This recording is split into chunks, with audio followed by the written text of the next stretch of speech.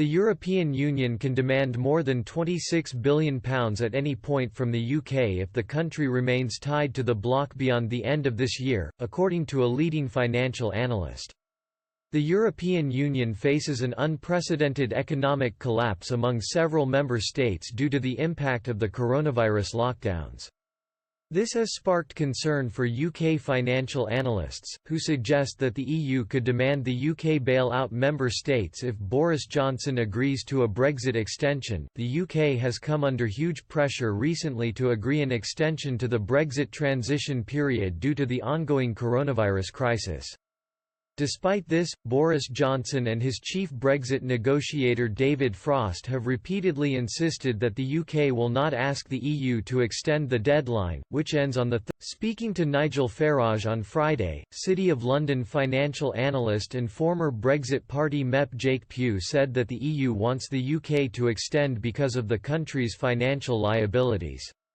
He revealed that the EU could demand the UK fund a £30 billion bailout of bankrupt member states if the eurozone collapses under the coronavirus strain. The former MEP explained, if the eurozone, or I should say when the eurozone goes bust in the next few years, we are still on the hook for European Investment Bank loans. Mr. Pugh added, the guarantees for those loans come from the member states. If one of the members goes bust, everyone is on the hook.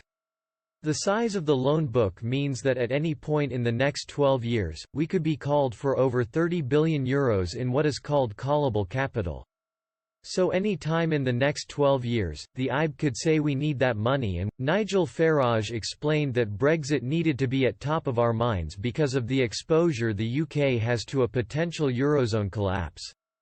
He added, there is enormous pressure on us not to be cleanly out by the end of this year. Overnight, the boss of the IMF in Washington said there needs to be an extension. What the hell does it have to do with them? This comes as the EU struggles to stay united amid divisions over the pandemic response. Ahead of a crunch EU virtual summit next Thursday, French President Emmanuel Macron said, "We are at a moment of truth, which is to decide whether the European Union is a political project or just a market project. I think it's a political project."